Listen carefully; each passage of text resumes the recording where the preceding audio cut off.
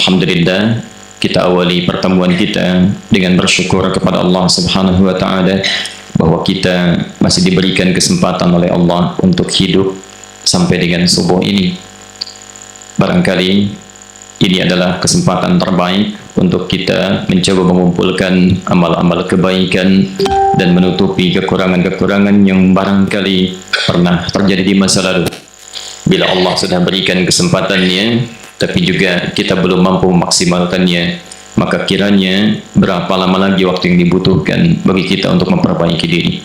Saya sering sampaikan di berbagai tempat dalam beberapa pertemuan bahwa kita berprasangka baik kepada Allah Subhanahu wa taala. Ada sekian hamba-hamba Allah yang telah menghadap duluan dibanding kita kepada Allah, karena mungkin sudah dianggap cukup bekal-bekal kebaikannya dan seringkali diistighfari dosa-dosanya. Karena itu sesuai dengan ajalnya Allah panggil pulang, karena dirasakan sudah maksimal perjuangannya. Kita masih membutuhkan salat subuh tadi dan amal-amal selanjutnya yang kita rencanakan mulai subuh ini untuk sekedar memperbaiki keadaan diri kita. Semoga Allah berkenan menerima salat yang telah kita tunaikan dan menjadi sekian amal saleh yang pernah kita kerjakan.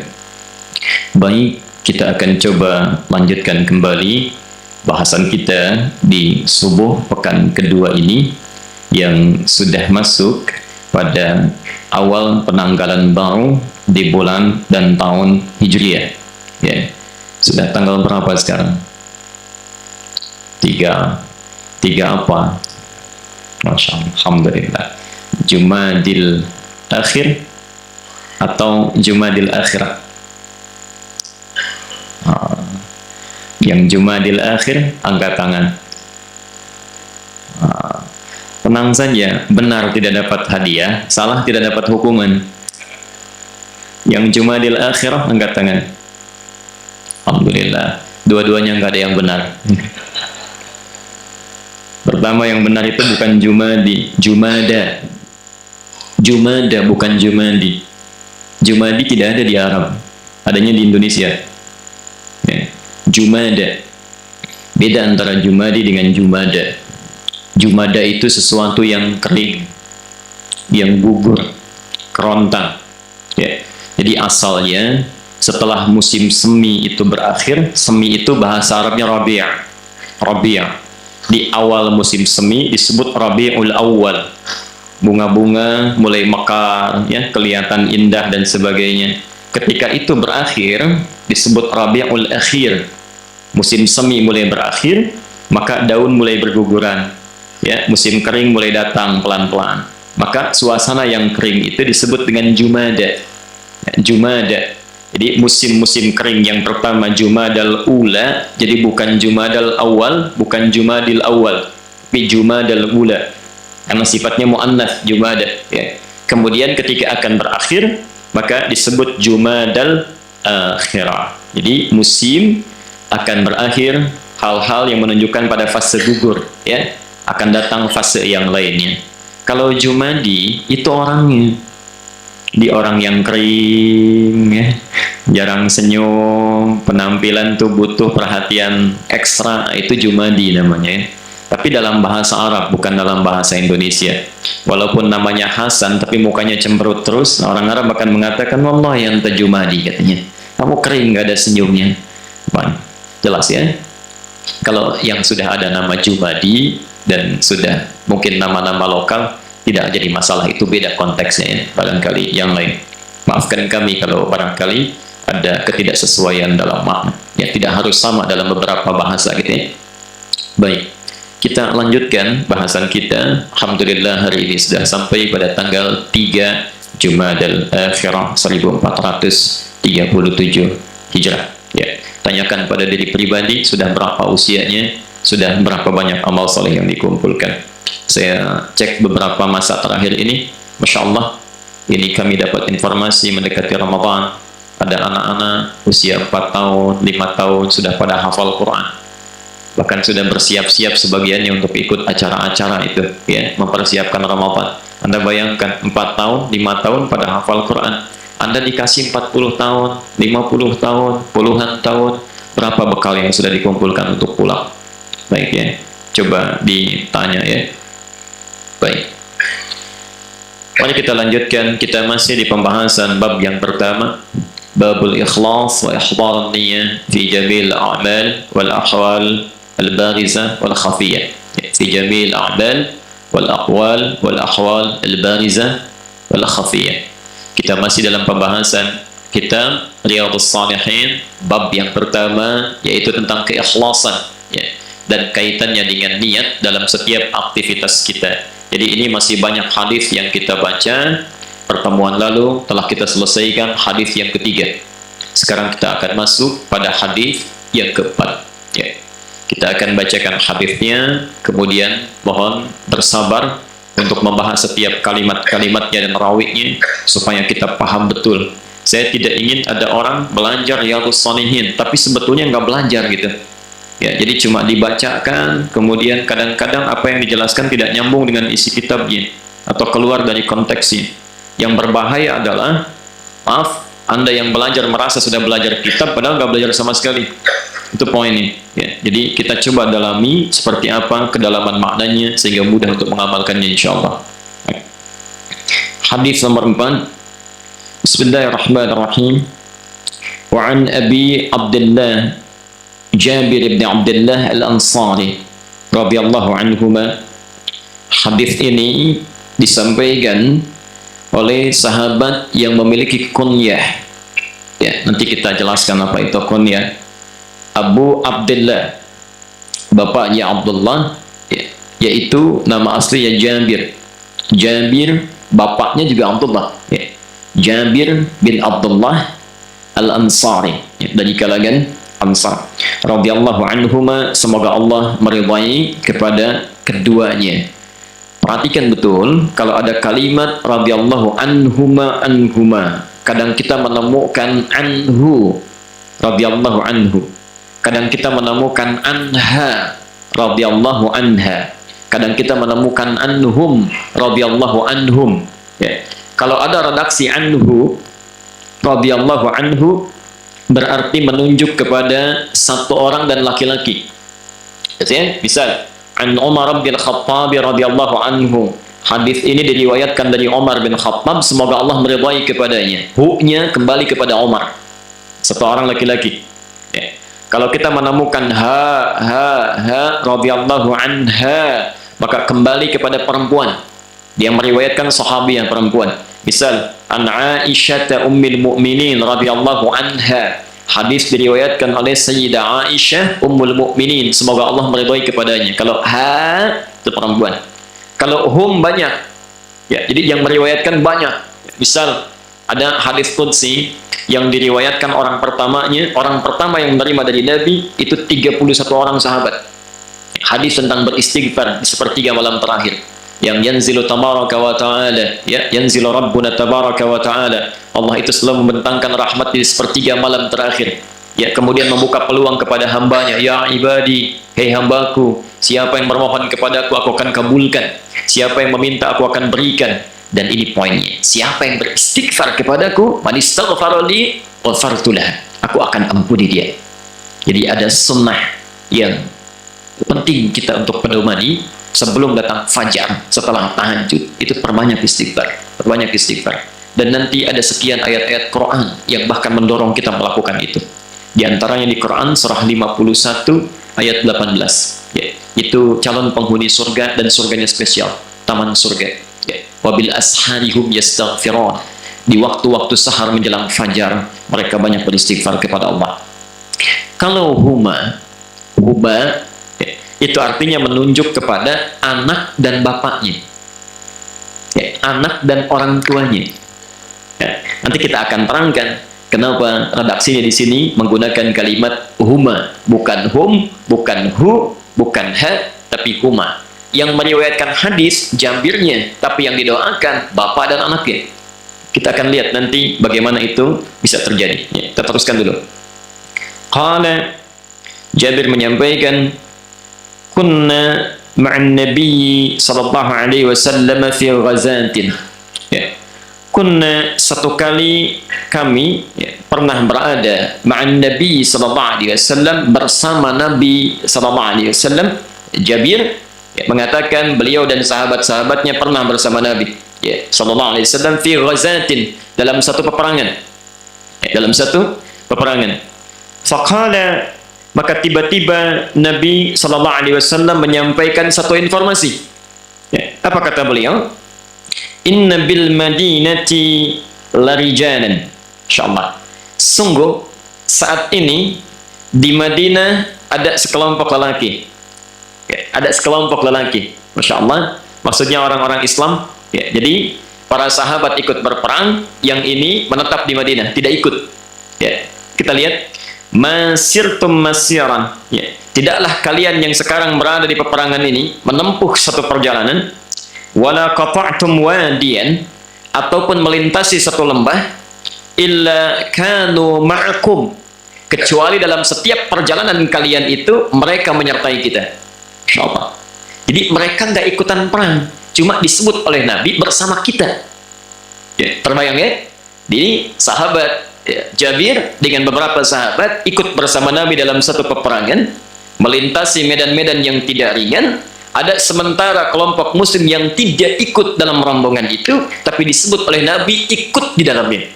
Ya, ini nanti yang akan kita bahas kemudian.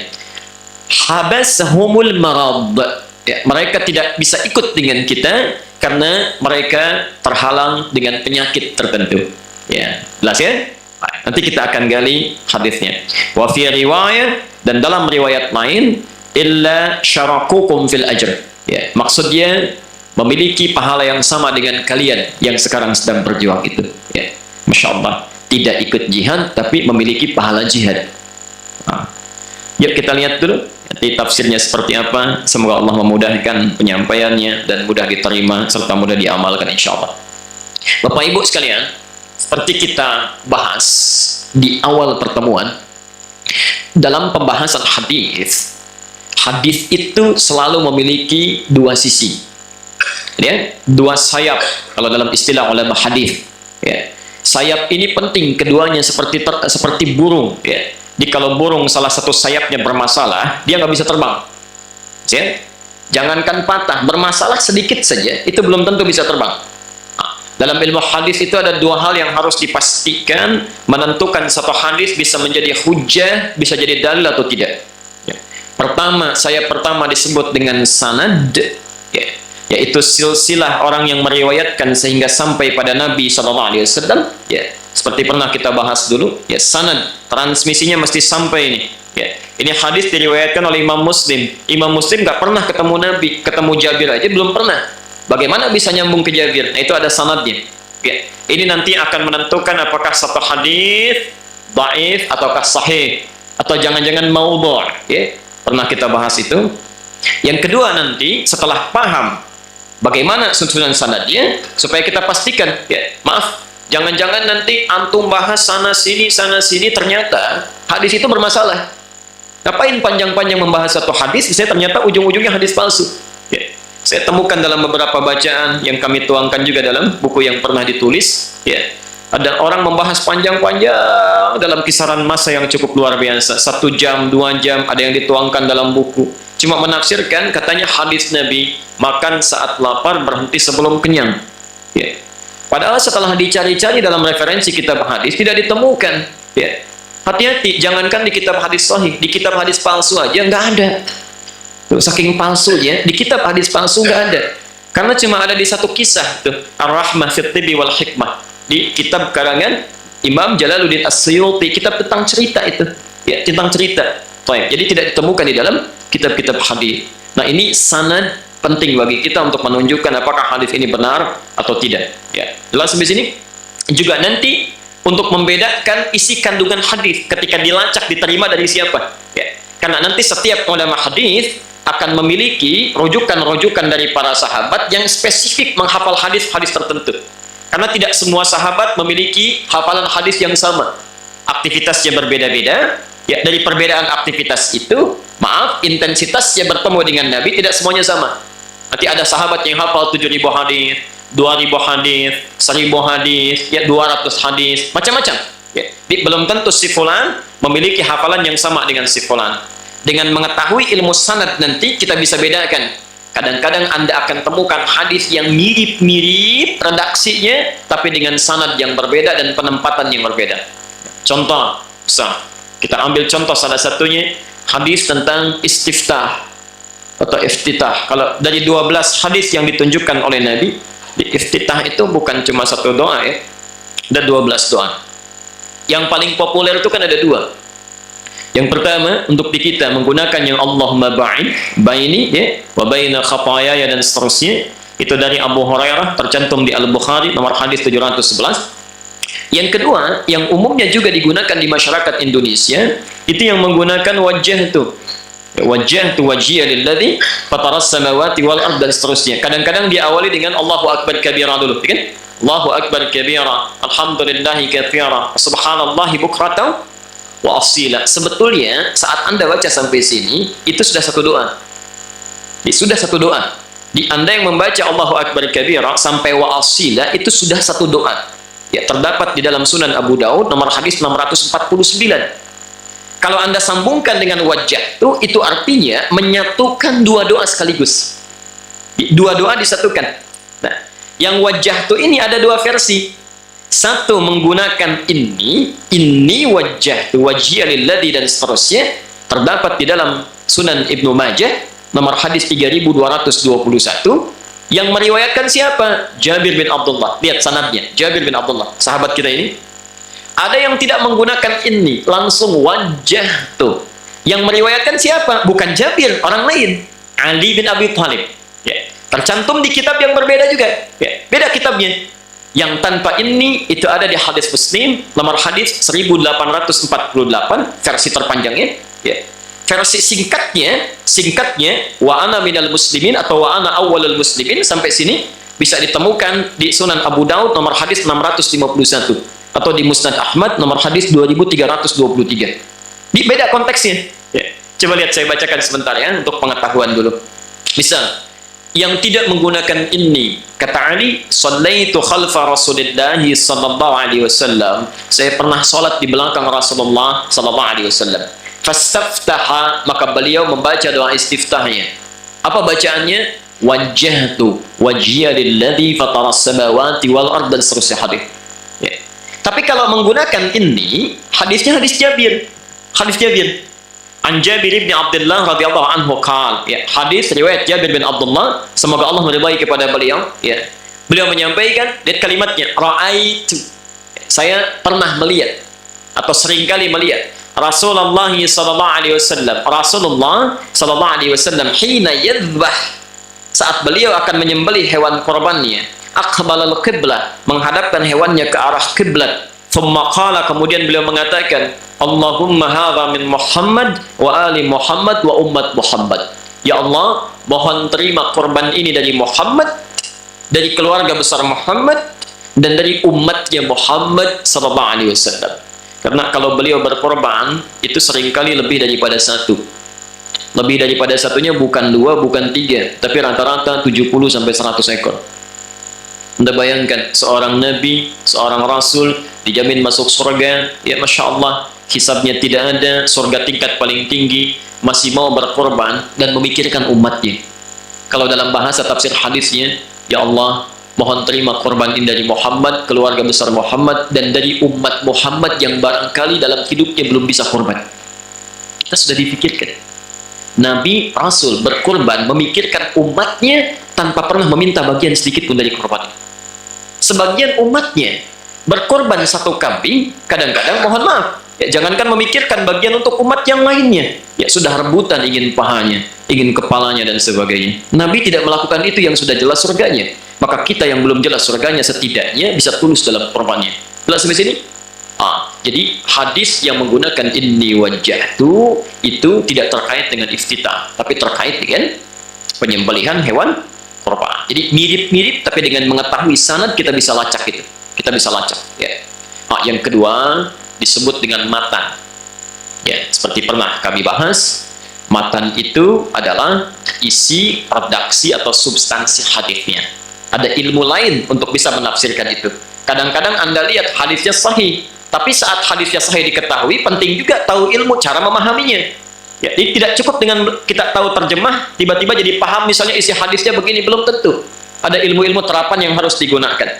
Ada ilmu untuk membahas sanad, ada ilmu untuk membahas matan. Nah, keduanya itu yang kita gunakan untuk membahas kajian-kajian di hadis-hadis Riyadhus Shalihin ini. Kita terapkan ilmu yang pertama dulu, ilmu sanad, ya, untuk mengetahui siapa sahabat Jabir ini, bagaimana kehidupannya, apa inspirasi yang bisa diambil dari kisah beliau itu, dan mudah-mudahan bisa muncul Jabir-Jabir yang lainnya yang bisa menghidupkan syiar Islam di masa kini. Baik. Baik, mari kita lihat. Nama beliau disebutkan di sini Jabir bin Abdullah Al-Ansari. Jabir bin Abdullah Al-Ansari. Barangkali kita lebih teruskan untuk melengkapi, ya, Jabir bin Abdullah bin Amr, ya, bin Amr bin Haram, dalam riwayat lain disebut bin Hamran, ya, As-Salami Al-Ansari. As-Salami Al-Ansari, ya. Jadi beliau itu nama aslinya Jabir, punya bapak namanya Abdullah, punya kakek namanya Amr, Amr punya kakek namanya Haram, riwayat lain menyebutkan Hamran, ya, tinggal di suku daerah Salam, ya, dan beliau dari kalangan Ansar. Kalau Ansar itu berarti tinggalnya di mana? Di Madinah. Nah, nanti kita akan bahas kenapa orang Madinah saat itu disebut kan Ansar. Baik. Bapak Ibu sekalian, radhiyallahu anhuma, semoga Allah berikan ridha kepada Jabir dan orang tuanya Abdullah. Kalau ada bahasa dua ini menunjukkan kedua-duanya muslim. Orang tua dan anaknya muslim, dan tidak sekedar muslim. Jabir lahir di Madinah, Bapak Ibu sekalian, kurang lebih 15 tahun sebelum hijrah. Jadi sebelum fase hijrah ke Madinah, ya, Jabir itu sudah lahir 15 tahun sebelumnya. 15 tahun sebelum hijrah. Pelan-pelan, jelas sampai sini? Baik, saya persingkat saja. Ketika Nabi SAW kemudian hijrah ke Madinah, ya, bapaknya Jabir, Abdullah, juga sudah masuk Islam, ya, dan berikrar kepada Nabi SAW untuk menjadi pembela beliau dan menebarkan Islam di daerah Madinah sana. Ya, apa yang terjadi? Insya Allah, ini hebatnya sahabat. Saya sering kali ulang-ulang kisah ini untuk memotivasi. Anda bayangkan, Bapak Ibu sekalian, seorang sahabat hidup di zaman Nabi, bahkan nanti umumnya mereka syahid, wafat sebagai syuhada, dan nanti bapaknya Jabir pun itu wafat dalam perang Uhud. Abdullah ini, ya, wafat dalam perang Uhud dan syuhada, termasuk kalangan syuhada, syahid, ya. Tapi dalam keadaan syahidnya menjadi seorang sahabat, diridhai oleh Allah melalui lisan Nabi, ya, Masya Allah, kalau kita bayangkan amalnya sangat lebih dari cukup masuk surga lah, ya. Masih memikirkan keturunannya, masih memikirkan keluarganya, masih memikirkan anaknya. Jadi tipikal sahabat itu punya dua keistimewaan, ya. Ini yang barangkali diantara sunnah dan perjalanan para salafus saleh yang penting kita terapkan dalam kehidupan kita. Yang pertama, ini yang paling penting, umumnya para sahabat itu akan berlomba untuk mengumpulkan amalan yang bersumber dari Nabi. Hati-hati ya, ini yang paling penting kita dapatkan dan coba praktekkan dalam kehidupan, ya. Mereka akan saling susul itu, saling susul. Sifatnya tidak mau ada seorang sahabat ketinggalan informasi yang tidak didapatkan dari Nabi, ya. Jangankan wahyu turun, hadis Nabi pun itu sementara mereka mesti dapat tuh. Nabi nyampaikan apa hari ini, akan mereka kejar, ya. Anda bayangkan kalau tidak sempat misalnya bapaknya dapat, maka anaknya akan dikirim untuk belajar, ya. Bukankah pernah saya kisahkan dulu kisahnya Abbas, paman Nabi, keluarga Nabi, kisahnya Umar bin Khattab, ya, kisahnya Malikah yang punya anak, Anas bin Malik itu, ya. Termasuk ini Abdullah punya anak namanya Jabir. Abdullah itu ahli perang, sering ikut perang, ya. Jadi sifat itu ditanamkan pada anaknya, tanamkan pada anaknya untuk ikut jihad, ya, disemangati dan sebagainya. Bahkan pernah nanti anaknya dalam satu peperangan ingin ikut, ya, dan kemudian tidak diizinkan baik oleh ayahnya ataupun oleh Rasulullah SAW karena ada di rumah yang harus dijaga, ya.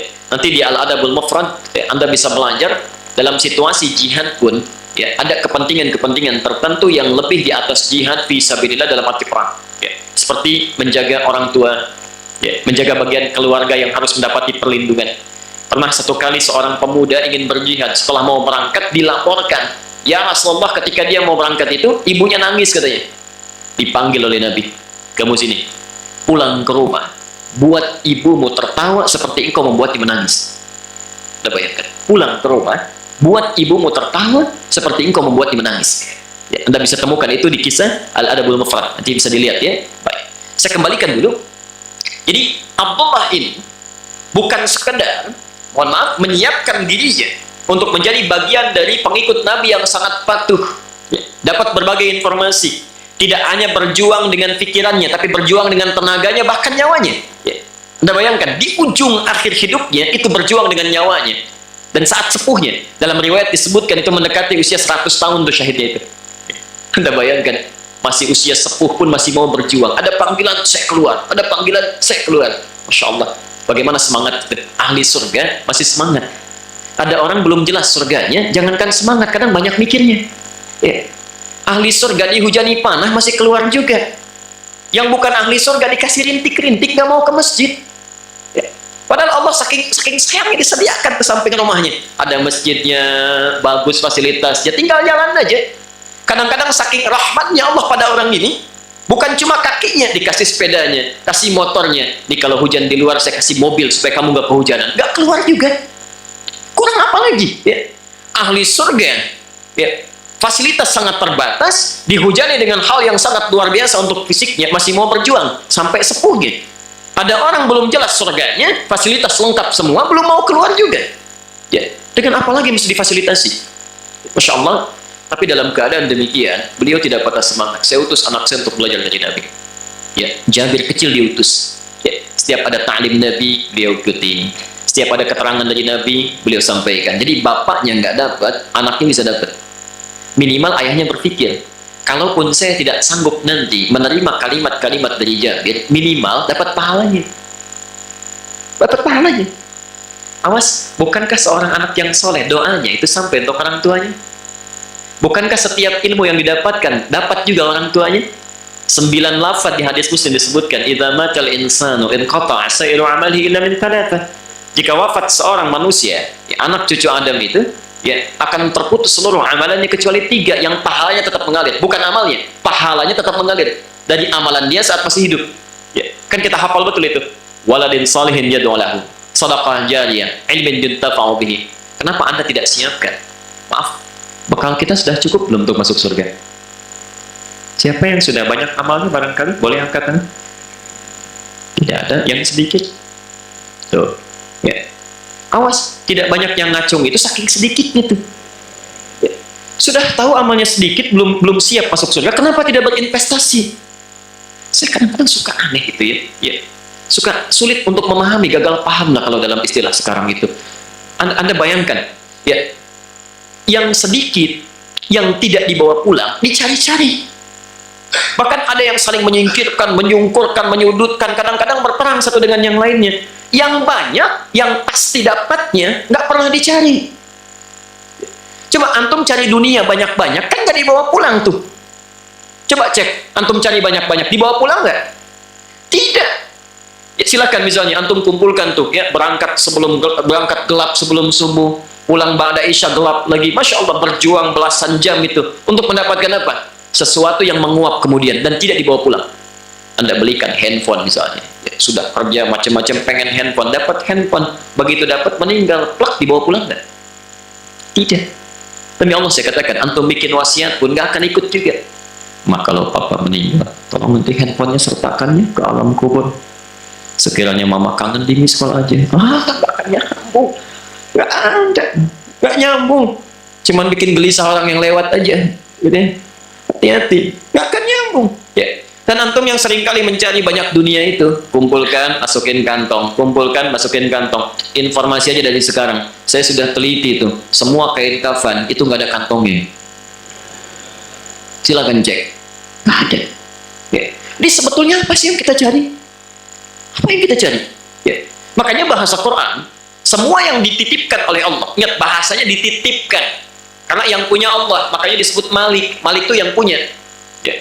Dan itu 17 kali dimintakan oleh Allah pada kita untuk tanamkan dalam jiwa. Yang kita rasa-rasa punya, bukan punya kita, punya Allah. Malik, kata Allah, saya yang punya. Suatu hari semua itu akan saya tanya, titipan saya itu. Suatu hari bahasa Arabnya yaum. Sesuatu yang ditanya, dipertanggungjawabkan, dimintai keterangannya itu namanya ad-din.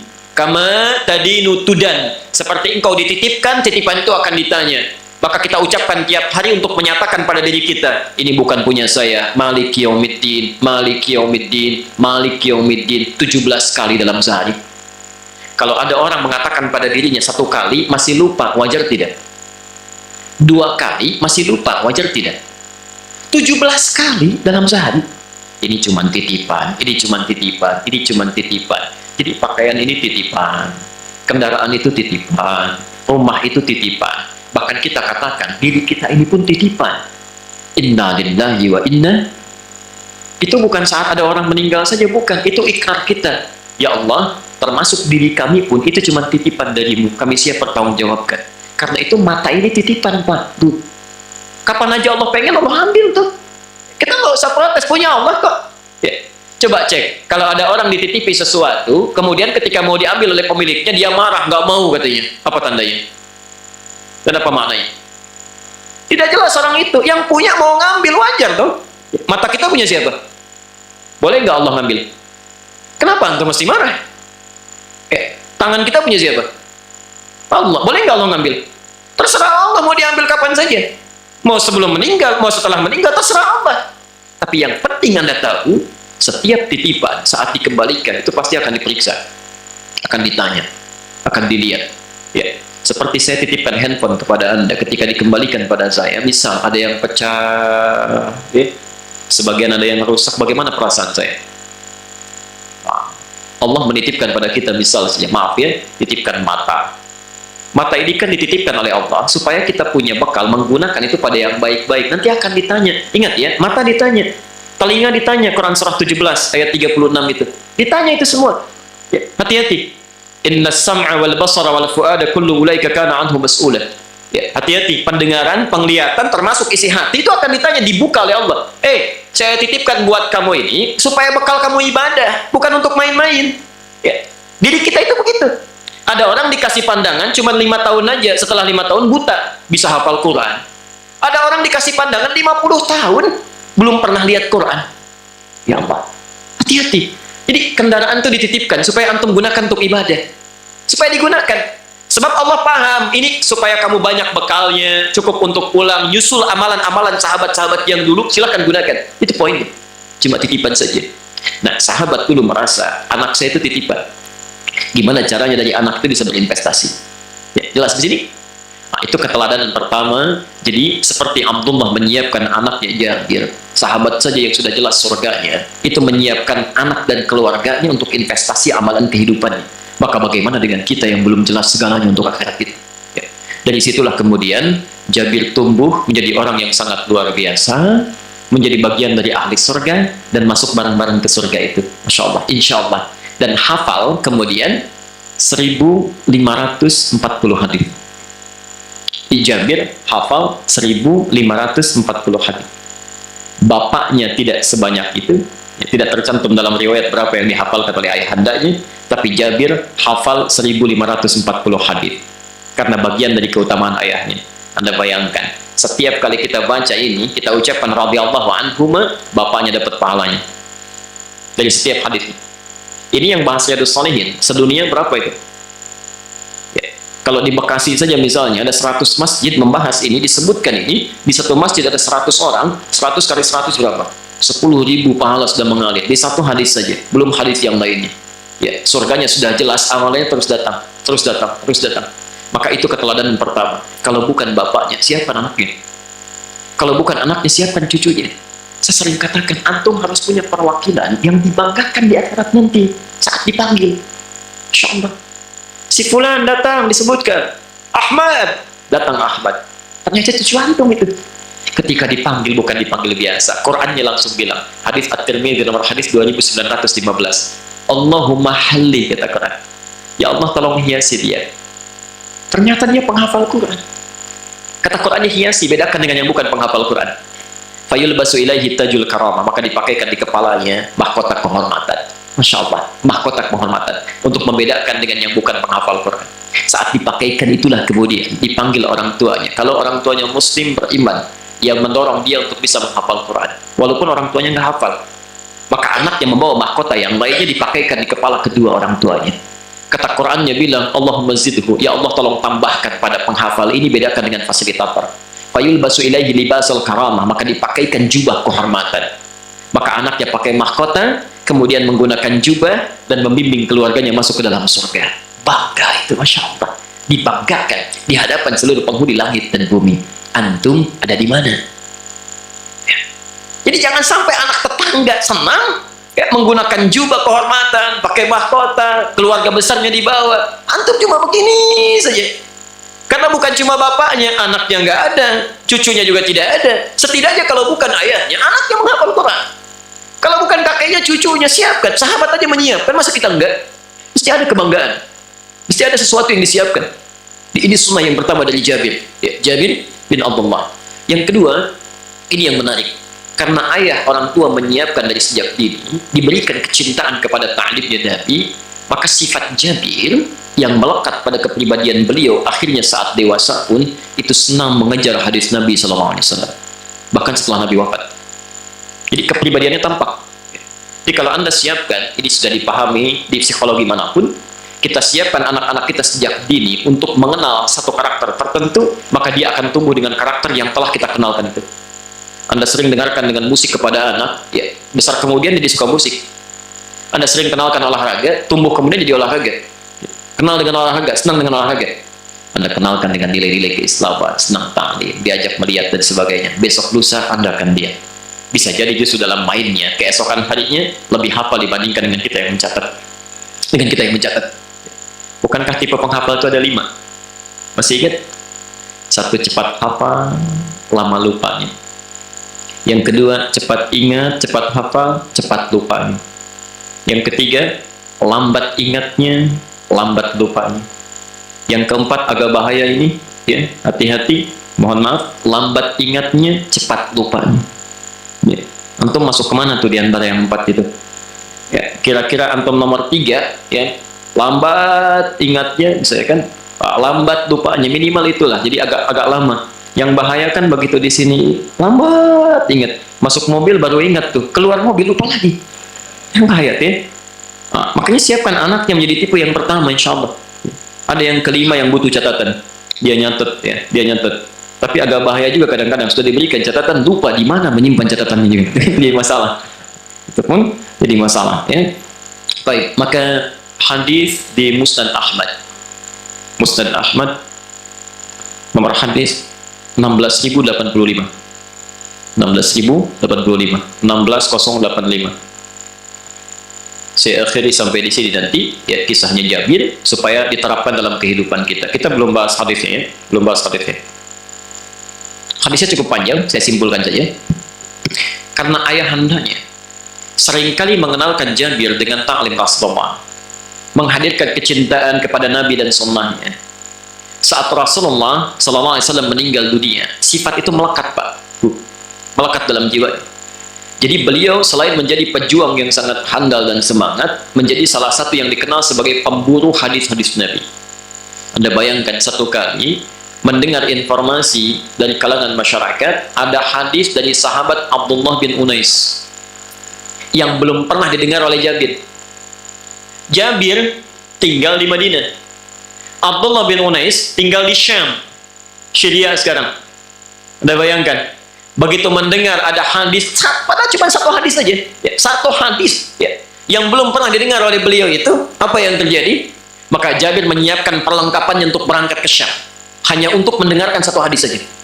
Anda bayangkan, ya, sesama sahabat, sesama ahli surga, mendengar ada hadis yang belum pernah saya dengar. Disiapkan perjalanan oleh beliau, ya, beliau kemudian membeli satu ekor unta, ya, fashtaraitu ba'iran, maka saya membeli seekor unta. Ba'ir itu unta tunggangan, unta tunggangan. Masya Allah, disiapkan oleh beliau. Saking inginnya mendapatkan hadis Nabi SAW. Berangkat, berapa masa yang ditempuh? 1 bulan. Pakai unta 1 bulan dari Madinah ke Syam. Ya. Dulu tidak ada kendaraan seperti kita sekarang yang bisa ditempuh dengan jarak yang cukup cepat. Begitu sampai di sana, tiba di pintu rumahnya, khadimnya Abdullah bin Unais, pembantunya, membuka pintu, Dan dikatakan, man an, siapa anda? Anda Jabir, katanya. Saya Jabir. Ketika balik lagi mengatakan pada tuannya, ya, kata tuannya Abdullah bin Unis, man fil bab. Siapa yang di pintu itu? Kata orang ini, Jabir, katanya. Ya. Kata tuannya Abdullah bin Unis, coba tanyakan lagi Jabir yang mana? Apakah Jabir bin Abdullah? Ketika balik lagi, anta Jabir bin Abdullah? Ya, apakah anda sahabat Jabir bin Abdullah? Bala, katanya. Ya, saya. Ya, Masya Allah. Begitu balik lagi dikatakan, ya, na'am, huwa Jabir bin Abdullah. Tiba-tiba langsung Abdullah bin Unais mengesampingkan semua yang ada di sekitarnya, langsung mengejar dengan tergopoh-gopoh. Ya, saking ingin bertemu dengan sahabatnya itu. Masya Allah.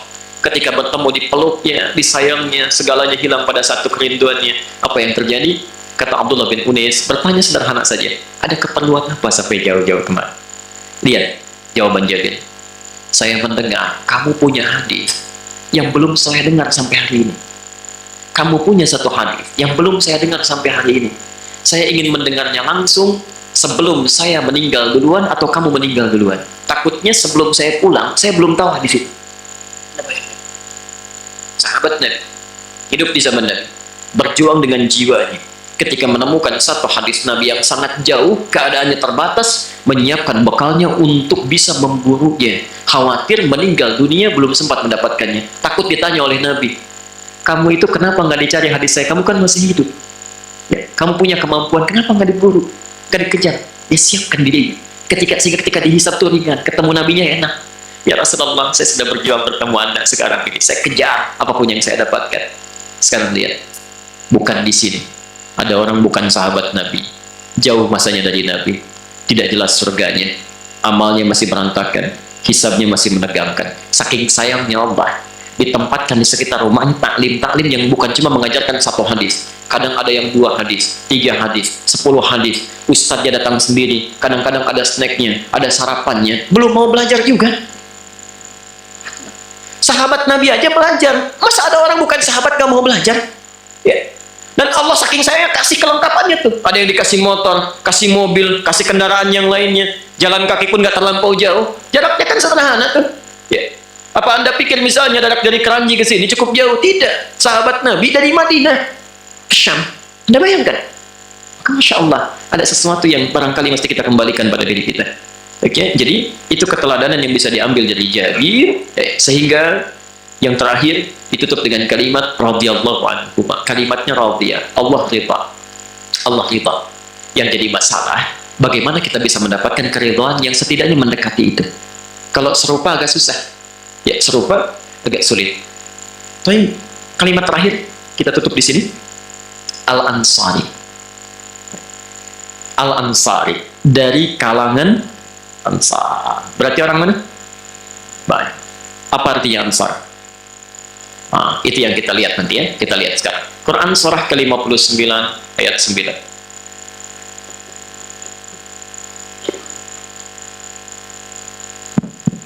Baik. Al-Hashr ayat 9.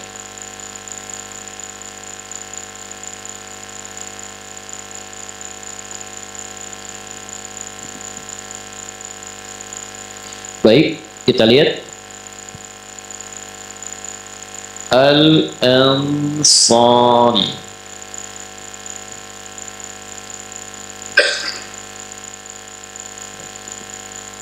Perhatikan sini. Pelan-pelan. Saya keluarkan dulu akar katanya ya, seperti supaya paham dulu. Ini al. Nanti kita tunjukkan, kita belajar cepat bahasa Arab ya. Hati-hati, ini ilmu yang cukup penting, bisa kita terapkan ya.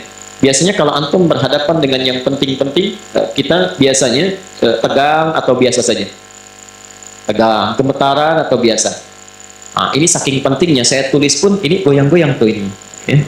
Jadi agak tegang ini ya. Apa namanya papan tulisnya? Sama dengan Ansari. Ansar plus ya. Ini kita turunkan lagi dari kata Nasara menjadi Nasir. Di sini pelan-pelan.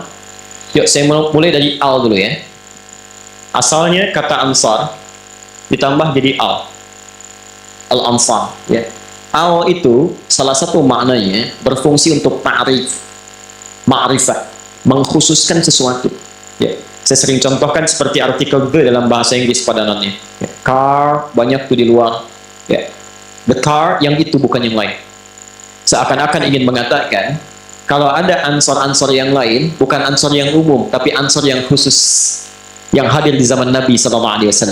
Di tidak setiap orang Madinah yang ada sekarang disebut dengan ansar.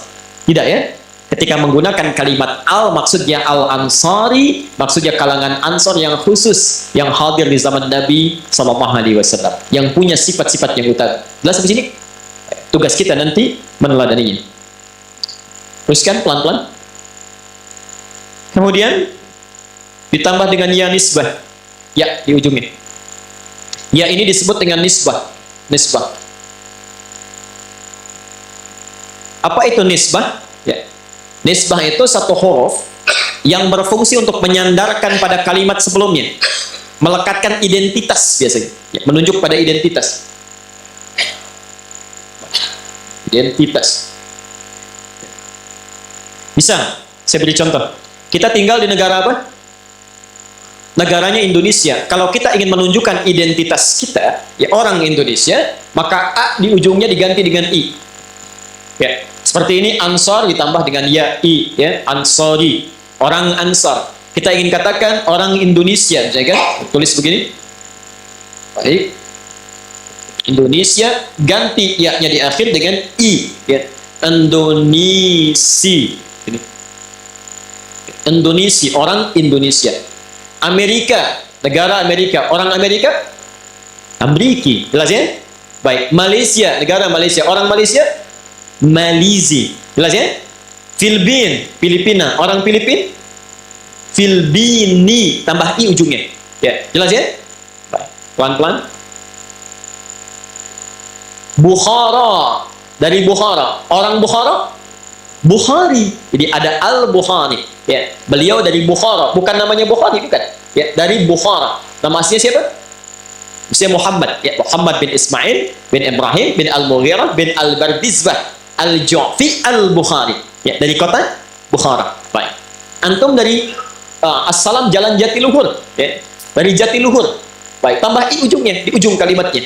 Al-Jatiluhuri, ya. Baik. Dari Jaka Permai, Al-Jaka Permai. Nah, kurang lebih demikian ya. Baik. Silakan masing-masing tinggal pulang aja. Dari Perumnas pulang ke rumah. Ya. Siapa nama Bapak? Saya Doni Al-Perumnasi. Boleh ya? Nasinya apa Pak? Nasi uduk apa nasi apa? Ada macam-macam ya. Nah, jelas, lihat sini. Sudah? Nah, sekarang yuk kita lihat Ansar. Ini pentingnya. Apa itu Ansar? Dari kata Nasara. Nasara itu artinya yang menolong secara total. Yang menolong secara total. Total. Ya. Jadi kalau sudah disebut total itu, maaf ya, kalau sudah disebutkan total, kadang-kadang untuk dirinya pun bisa diberikan untuk orang lain. Ya. Dia punya sesuatu, tapi melihat orang lebih butuh, maka dia akan berikan kepada orang yang lebih dibandingkan dia, sekalipun dirinya barangkali membutuhkan itu. Ya, jelas ya? Baik. Makanya bahasa Qur'annya bisa ditemukan di situ, wa yu'thiruna 'ala anfusihim walau kana bihim khassasah. Bahkan mereka rela meninggalkan apa yang mereka butuhkan supaya temannya bisa dapat sesuatu. Insya Allah. Ini yang luar biasa. Orang yang disebut dengan nasir, pelan-pelan, jamaknya disebut dengan ansar. Jadi ingin menunjukkan kepada kita bahwa di zaman Nabi SAW ada satu perilaku yang tidak biasa. Bukan dikerjakan oleh satu orang, dua orang, tapi banyak orang-orang dari kalangan Madinah yang sangat luar biasa, yang datang menyambut kalangan orang-orang muhajirin yang hijrah, yang bahkan bisa menolong memberikan pada mereka, Masya Allah, apapun yang dibutuhkan, sampai sekiranya orang ini butuh pun akan diberikan pada orang itu dulu dibandingkan dengan dirinya sendiri.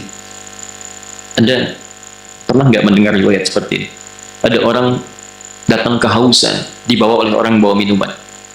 Ada orang datang dengan kelaparan, dibawa oleh orang membawakan makanan. Demikian seterusnya. Padahal dirinya sendiri pun itu belum tentu mendapatkannya.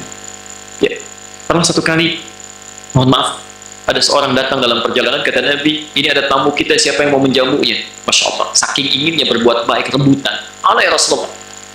Orang pertama mengacungkan tangan ditunjuk oleh Nabi. Kata Rasulullah, kamu yang menjamunya. Begitu pulang ke rumahnya, seperti pernah kita ketahui kisahnya, Masya Allah, disiapkan makanannya. Uniknya istrinya menidurkan dulu anak-anaknya. Tidur di awal. Istrinya ikut tidur, disiapkan dengan suaminya, kemudian cahayanya dipadamkan. Ketika cahaya dipadamkan, suami ikut menemani tamu ini, ikut makan. Ya, dia bunyikan, makan, bunyikan, makan, bunyikan, makan. Besoknya disebut oleh Nabi SAW bima makna, ada satu keluarga calon penghuni surga. Ternyata saat makan itu lampu dipadamkan, cahaya dipadamkan, hanya ingin menutupi keadaan yang sangat kekurangan saat itu. Ternyata jatah makan satu keluarga itu yang cuma satu bagian diberikan pada orang itu. Semuanya menahan lapar semalam. Anaknya ditidurkan lebih cepat supaya tidak rewel, istrinya menemani, dan suaminya itu ternyata cuma ikut-ikutan makan, pura-pura saja. Makannya enggak, karena itu cahayanya dipadamkan supaya tidak kelihatan. Anda bayangkan, itulah kenapa disebut dengan Ansar.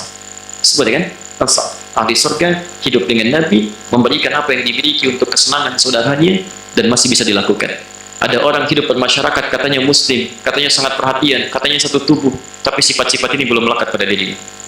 Jelas di sini? Baik, karena itu, bertakwalah kepada Allah, siapkan diri kita, setidaknya kalau bukan kita yang jadi jabir, kita bisa menumbuhkan sifat-sifat dari jabir-jabir yang lainnya, di anak Anda, cucu kita, atau yang lainnya. Tapi kalau tak mampu menjadi jabir sepenuhnya, setidaknya ambil dari sebagian sifat Ansar itu. Ya. Dan kalau Anda sudah meletakkan nama untuk Ansar, saya lihat di Masjid Perumnas itu ada Masjid Al-Ansor namanya. Nah, itu latihan. Ya. Jangan cuma dilekatkan namanya, tapi kemudian sifat-sifatnya dilupakan dalam kehidupan. Ya. Jadi kalau Anda kekurangan minuman, datang ke Al-Ansor. Gitu ya. Kekurangan makanan, datang ke Al-Ansor. Masya Allah. Ya. Itu tidak mudah untuk melakukan. Itu cuma kiasan saja. Baik Bapak Ibu sekalian, ini sebagian dari pelajaran kita subuh ini. Kita mengenal Jabir dulu. Nanti isi hadisnya kita akan teruskan di pertemuan selanjutnya. Kami berikan waktu 5 menit saja barangkali. Kalau ada yang ingin memperjelas, bertanya sesuatu, atau barangkali ingin melengkapi apa yang telah disampaikan. Persilakan. Ustaz, ada satu pertanyaan Ustaz. Saya punya di handphone saya download kitab 9 hadis itu. Tapi setelah saya periksa nomor-nomor hadisnya tidak sama dengan kalau saya ucapkan itu. Saya coba bandingkan lagi dan kitab yang lain sama seperti itu juga Ustaz. Kenapa seperti itu Ustaz? Baik, terima kasih. Sekolah. Pertama, kalau antum ingin mencari hadis tentang sesuatu, cari di kitab hadis. Satu, ya. Hadis adanya di mana? Di kitab hadis. Fikih adanya di kitab fikih. Tafsir adanya di kitab tafsir. Ini bagian pertama, ini penting untuk diketahui ya. Jadi kalau kita ingin kembalikan satu hadis, cari di kitab hadis. Itu yang pertama. Yang kedua, ada 2 jenis kitab hadis. Pertama, ada yang disebut dengan masdar. Masdar itu sumber, referensi yang paling utama. Ya, ide kitab-kitab yang paling primer, yang paling pokok. Ya. Yang kedua disebut dengan marja. Marja itu rujukan, tapi bukan kitab asli. Seperti ini misalnya. Ini marja namanya, bukan masdar. Jadi jangan katakan misalnya didapati sebuah hadis ya diriwayatkan oleh si fulan, bisa dilihat di Riyadhus Shalihin. Itu kurang tepat kalau dalam penelitian ilmiah. Ya, harus dikembalikan kepada sumbernya. Ya, sumbernya. Nomor hadis sekian di kitab sumbernya. Yang kedua sifat marja adalah ikhtisar. Singkatan atau ringkasan-ringkasan. Nah, ketika suatu kitab diringkas, itu akan beda dengan kitab aslinya. Di antara perbedaan yang paling mencolok adalah penomoran hadisnya. Ya, penomoran hadisnya. Baik, saya berikan ilmu dasar dulu. Bapak Ibu sekalian, yang pertama kali penting diketahui, hadis saat dituliskan oleh penulisnya itu tidak ada urutan nomornya. Jelas ya? Tidak ada urutan nomornya. Ditulis saja begini. Ditulis. Datang kemudian para sejarawan-sejarawan muslim, cendekiawan-cendekiawan muslim, pelajar muslim, yang kemudian mengurutkan itu supaya mudah diketahui, mudah dipahami, dan mudah diklasifikasikan. Di antara yang datang kemudian dengan metodologi yang sistematis mengumpulkan dan memberikan nomor, namanya Muhammad Fuad Abdul Baqi. Muhammad Fuad Abdul Baqi. Ya. Salah satu pentahqiq hadis dan kitab-kitab bahasa. Dikumpulkan oleh beliau, diruntut jadi satu-satu, ya, kemudian diberikan nomor-nomor untuk memudahkan kita untuk merujuknya. Jelas ya? Ya, sebelumnya tidak ada nomornya. Tapi untuk memudahkan kita merujuknya diberikan penomoran itu. Ya, dilihat dan seterusnya. Nanti ada 2 sistem penomoran. Sistem pertama yang disebut oleh Muhammad Fuad Abdul Baqi dan dituliskan oleh beliau itu untuk memudahkan kita untuk menemukan hadis-hadis secara sistematis. Ya. Kalau Anda ingin urut nomor berapa, dan seterusnya. Jelas sampai sini? Pak. Yang kedua nanti penomoran secara internasional, menunjukkan kepada bab-bab tertentu. Ya, jadi per bab penomorannya, Pak. Ya, per bab. Ya. Ada dua perbedaan di antara unsur dua penomoran itu. Jadi yang oleh Muhammad Fuad Abdul Baqi dengan penomoran versi yang internasional, ada perbedaan sesuai dengan keinginan kita untuk menggalinya. Apakah Anda ingin menggali hadis per babnya, sesuai topiknya, ataukah ingin melihat hadis sesuai dengan urutannya saja? Ya, di Al-Bukhari ada berapa hadis, urutkan itu Muhammad Fuad Abdul Baqi. Tapi kalau kita cuma lihat Kitabul Iman, ada berapa hadis di situ, penomoran internasional. Baik, jadi kalau Anda merujuk pada kitabnya Muhammad Fuad Abdul Baqi, kemudian dicari di penomoran internasional, kadang-kadang ada perbedaan di situ. Satu itu. Yang kedua, ini masih kitab ya, saya belum masuk kepada aplikasi, hati-hati, ini masih kitab, belum masuk pada aplikasi. Yang kedua adalah ikhtisar. Ikhtisar itu ringkasan. Hadis yang tercantum dalam satu bab, kadang-kadang hadisnya tidak satu. Ya, saya beri contoh misal, ya, hadis tentang bismillah saja ada 70 hadis. Ya, hadis tentang makan setidaknya ada 10 hadis. Hadis tentang misal kita pernah belajar ya, yang dipotong itu kuku saat 10 hari pertama ya. Ya, di bulan Dzulhijjah itu yang tidak boleh dipotong kukunya, kuku hewan atau kuku orangnya? Kuku orang ada berapa hadis tuh? Lebih daripada satu hadis, setidaknya ada 5 hadis. Ya, dengan substansi yang sama, diriwayatkan oleh orang-orang yang berbeda, mengerucut pada orang yang sama. Di riwayat orangnya beda-beda, tapi bersumber dari satu yang sama. Ya. Nah, dalam ringkasan hadis, yang banyak hadis ini diringkas. Ringkas itu bukan meringkas isinya, tapi meringkas kuantitasnya. Ah, ini kalau tebal-tebal, barangkali susah orang bawanya. Satu bab ada 5 hadis, isinya sama semua. Karena saling menguatkan di situ, disebut dengan syahid. Ya sudah, saya ambil satu saja untuk pedoman. Dari 5 diambil satu. Jadi kalau misalnya bab pertama ada 5 hadis, diambil satu, bab selanjutnya 10 hadis diambil satu, akan berpengaruh tidak pada penomoran? Sangat berpengaruh. Karena itu, jika Anda merujuk kepada ringkasan kitab hadis, akan jauh beda dengan sumber hadis utama. Nomor akan main. Yang jadi masalah, kalau dari kitab saja bisa beda satu dengan yang lainnya, kalau merujuk pada sumber yang tidak sama, apalagi dari aplikasi. Antum lihat hadis di Google, lihat hadis di aplikasi, lihat hadis itu di kitab hadis. Ya. Karena itu, kalau ingin melihat aplikasi, maka dilihat aplikasi yang bersumber dari kitab yang sama, itu akan sama didapatkan, Pak. Nah, kalau mau, kami punya satu program, ada sekitar ratusan ribu kitab di situ, termasuk kitab hadis, ya, yang cukup lengkap, ya, Al-Maktabah Syamilah yang paling lengkap. Di antara keutamaannya, di situ keunggulannya, ada yang langsung nasakh scan dari kitab asli, di scan. Jadi keunggulannya begini, ada 3 versi di situ. Versi pertama manuskripnya, di kitab pertama aslinya mereka scan manuskrip. Ya. Yang kedua adalah salinannya, salin. Kalau menyalin kan, maaf, manusia kadang-kadang ada unsur kealpaannya. Ya, sedang ngantuk tak berubah gitu kan, tiba-tiba bisa begitu. Nah, untuk bisa mendukung originalitas dari tulisan dan penyalinannya, maka di-scan dari kitab asli.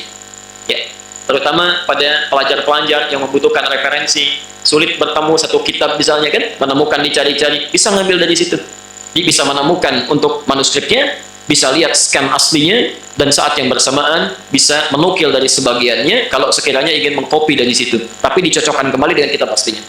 Mana yang saya gunakan? Yang saya gunakan adalah kitab sumber, Pak. Kitab sumber. Ya, sekalipun mesti mencari, saya tidak akan mencari pada sumber-sumber yang sifatnya aplikasi. Karena kadang-kadang ada sedikit distorsi atau pergeseran dalam beberapa hal. Kecuali sumber-sumber atau aplikasi yang sudah dipastikan sama dengan kitab aslinya. Maka itu yang bisa dilakukan. Sekira jelas ya?